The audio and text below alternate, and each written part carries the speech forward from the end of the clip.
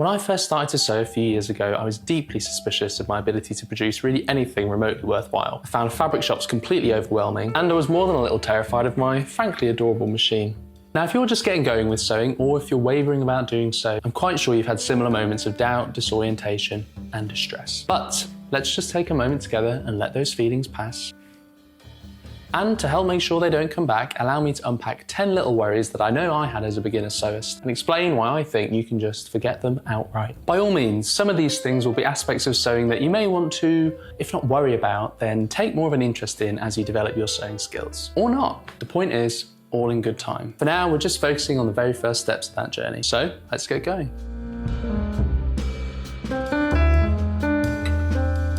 Let's start with the big one. Now, technically speaking, you don't need a machine, more about that later, but let's be realistic, you are going to want one. But what kind? Do I need 50 different stitch types or a machine capable of sewing through concrete? For the beginner all-round sewist, I would say no. When I think of all the things I've sewn, from jeans to suits to backpacks, 90% of what I needed from my machine was a straight stitch to put the panels together and a zigzag stitch to prevent my raw edges from fraying. A buttonhole stitch is certainly nice to have, but you can live without it. Again, more about that later. Of course, what machine you buy is ultimately a budget question, and if money's no object to you, then by all means shoot for the stars. But if, like I did, you need a bit of bang for your buck, rest assured it can be found. Our evergreen machine is a Brother Little Angel KD40, and it's actually made for teenagers, hence its size. It costs the equivalent of about $200, but you can find similarly straightforward machines by reputable brands like Brother and Singer for less than that. Now, that kind of money is already an investment, but if you're watching this, I imagine it's one you've already come to terms with. A point is, don't overestimate what you need from your machine if you're just starting out in a general sense. And if down the line you do decide you want to focus more on heavy duty fabrics, leather, upholstery, just anything more specific, then that's the time to upgrade to something more fit for purpose. But if all you know right now is that you want to sew your own clothes, then aim for an affordable all-rounder from a brand that you trust, and I think you'll be surprised how far it'll take you.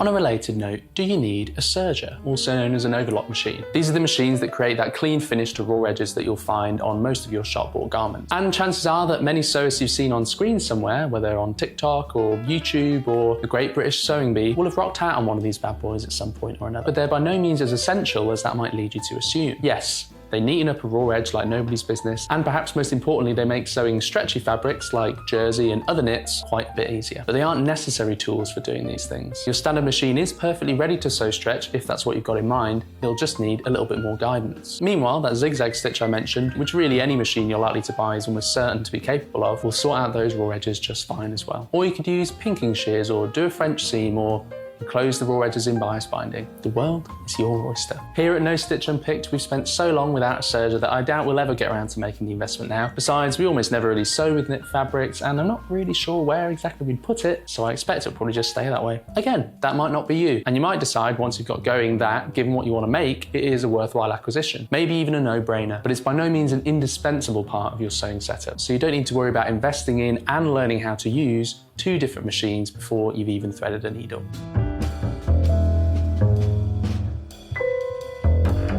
Speaking of space, and speaking of your favourite sewing influencer's dreamy setup, what if I don't have a roomy atelier replete with a massive cutting table and a fully stocked haberdashery just crying out to be put to use? We all have different living situations. Some of you may have lots of room to spare, some of you may have barely any at all. And certainly there's no point pretending that if you're in the first camp, you won't have an easier time. It helps to have a long, ergonomically suitable worktop to cut your fabric on, and it helps to have a little bit of space around your machine to maneuver while you sew. But the beauty about fabrics is they're very flexible. If all you've got is a little writing desk to sew on, well, you'd be surprised how much garment you can fit on there with just a little bit of scrunching. As for cutting, in most cases, a kitchen table will do the job if you just feed the fabric along it bit by bit. Or if you can manage it physically, the floor is your friend. Just try and remember that magic word, ergonomic. Bend through the hips, use your legs, all that jazz. Now, as is becoming a theme in this video, things like a purpose-built workstation or just pure room, these are nice to haves. It may take a pinch more patience and ingenuity, but there's no reason why you absolutely can't make do with a slightly less expansive space.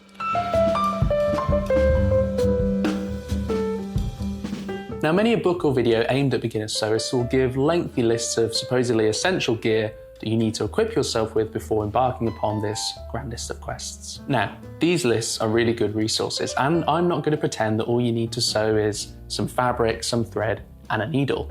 Although, But as with machines and sergers, it's hard to know where to stop. You end up like Harry Potter blundering around Diagon Alley with a shopping list longer than Dumbledore's beard, only without the massive inheritance and giant bodyguard to remind you it'll all be okay. Let's assume you've got your machine, a needle, your thread, your fabric. What else is really missing? For my money, fabric shears, pins, a seam ripper, and a measuring tape. And the only one of those that's going to cost more than a few beans in whatever currency you use is the first one. I think ours were like 20 beans. Otherwise, you might find that most of what you need is already at home. Need to weigh down a fabric while you cut? Use a book, a pot, your least fidgety child. Needs pressy fabric? Allow me to introduce you to the domestic iron in your cupboard. And sure, all those curved and L-shaped rulers certainly come in handy if you are modifying or making your own patterns. But even then, a basic ruler and an assortment of round objects from around the house will suffice in a pinch. Look, I actively recommend augmenting your toolkit as you progress and investing in the right tools for the job. But certainly for your very earliest projects, you could probably count on one hand the things you absolutely can't do without. So whether for the sake of your sanity or your finances, or indeed both,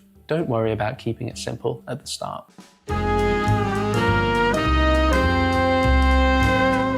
After all this talk of the simplest routes to sewing glory, allow me to advocate for the simplest of all, hand sewing. I know.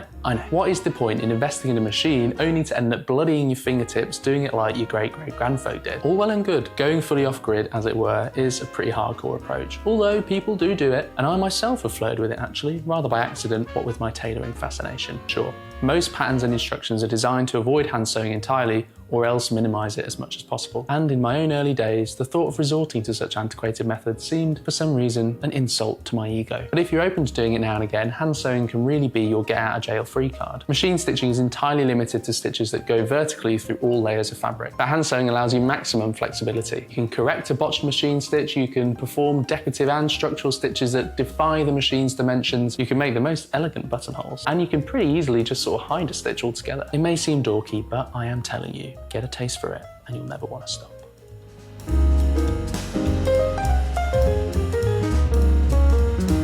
How many different types of fabric can you name? Before I started sewing, my list pretty much started and finished with cotton. So when I first went to a fabric shop, I didn't know where to look. It was bewildering. Do I need to worry about the funky stuff? Wool, silk, jacquard, spandex? Will I ruin it all and waste my money? Am I worthy? If you find yourself identifying with these sentiments and you're not sure precisely what you need from the get-go, allow me to suggest this. Just stick with cotton. Cotton offers everything you want as a beginner. It's affordable, it's manageable, it's predictable, it's diverse, and it's abundant. You'll find it literally everywhere in all sorts of colours, patterns, weights, and weaves. There's lightweight plain weaves, which you can use for shirts or dresses or even linings, denims and twills, which you can use for things like skirts and trousers, or there's even canvases, which you can use for jackets or accessories like bags or even shoes. Plus, you won't find a more forgiving fabric to sew with. And as you learn, if sewing really does click with you, you'll likely find that your understanding of what different fabrics can be used for will expand naturally as a consequence. So you don't need to memorise the Wikipedia page for fabric before making your first raid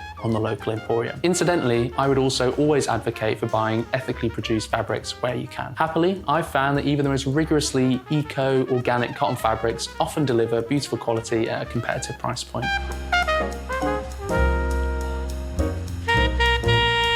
This is a matter that can often aggravate beginner sewists, and I know it did me. You'd often be advised to start out making something very simple, like drawstring shorts or a lunch bag. And look, I did my time like everyone else. I made those shorts, I ate out of that lunch bag, and I don't regret it. Plus, each of us has our own, learner personality. Some prefer to develop their skills incrementally as they work towards the complicated projects that first capture their imaginations, while others just want to dive right into them. And all I want to say is, if you are in the second group, just go for it. What captured my imagination was things like jeans and suits, not exactly the simplest projects on the block. Now, if my absolute priority had been the maximum quality I could achieve, then I should, by rights, have just built up to them until I was ready. But instead, at some much earlier point, I just decided, what's the worst that can happen? Because ultimately, this is, for me, a pastime or a hobby. And with anything you do for the sheer satisfaction of it, you need, I think, to find the right balance between enthusiasm and attainment. Now, obviously, some projects are bigger than others. Maybe save that lined, reversible, triple-breasted leather trench coat for your second or third bite of the apple. It is really great to develop your skills incrementally, especially if you know that you're going to enjoy that process in and of itself. But for a certain kind of person, doing it that way is just going to make them lose interest. And if that's the end result, then what was the point? So what I mean is this. If this is you, don't put off learning to sew because you're worried about slogging through that first year of dutiful practice projects. Instead, just roll the dice and see what happens. It may be messier, but, well...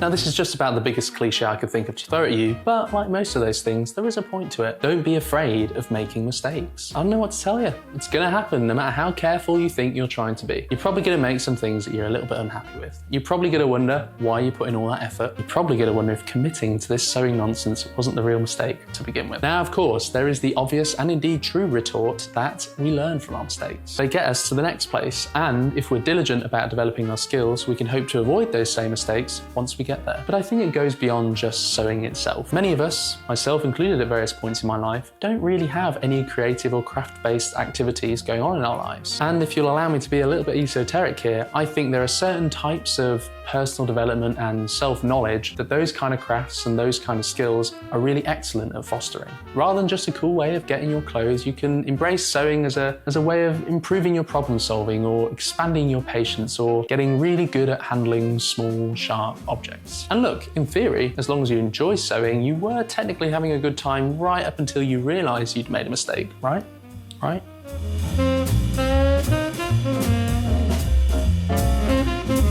Now, depending on your perspective, this one either complements or contradicts Numeri, and indeed, I think there are many people who would just flat out disagree with me on this one. Indeed, sometimes I wonder if I disagree too. But we're all grown-ups here, so I'll just put it out there and you can decide for yourselves. Embrace shortcuts. Stuck up against the wall of an overly difficult step in your project? Just take a shortcut. Being blocked from starting a project in the first place because you can't quite source the right materials? Just take a shortcut. Maybe you want to make a pair of jeans, but you just don't have the headspace to work out flat fill seams. Just do plain ones and throw on a bit of decorative top stitching. Maybe you want to make that hot jacket that's all over Instagram, but you just can't deal with a lining right now. So find a way to neaten the seams on the inside and just do without it. These kind of shortcuts can help us sneak around those for now insurmountable barriers and help maintain that enthusiasm that I was talking about a minute ago. What's more, recognizing the need or indeed the possibility for a shortcut can actually prompt you to be inventive and perhaps learn as much as you would have done if you'd just gone by the book, maybe even more. And perhaps next time you will be ready for that new technique or that fancy material. Regardless, your only responsibility is to yourself. There's no ruling body of sewists that's going to ban you from sewing just because you cheated a little bit here and there. I hope. Too long didn't read, life's too short.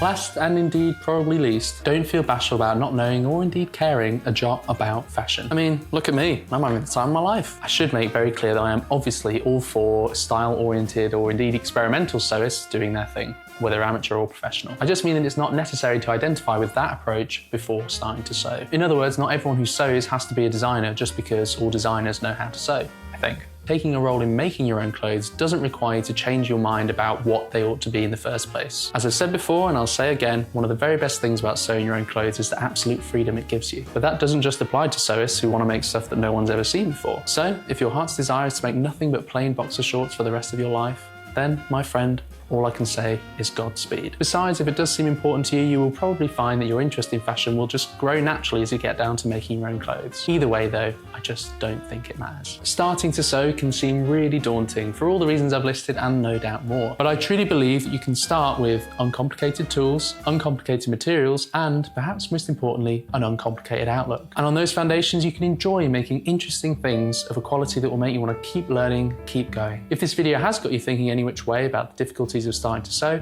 please let me know what's on your mind in the comments. And if you're in the market for more sewing guff like this, well, you can subscribe to the channel and I promise I won't let you down, probably. But now, if you're still on the fence about starting to sew, why don't you go there and hear my 3 reasons why? Or if you'd like to see me making some of those mistakes I was just talking about, I've actually just finished making my own wedding suit. You can check out part 1 there. If you're about to run off and buy yourself a sewing machine, best of luck. Either way, thanks very much for watching and have a good one.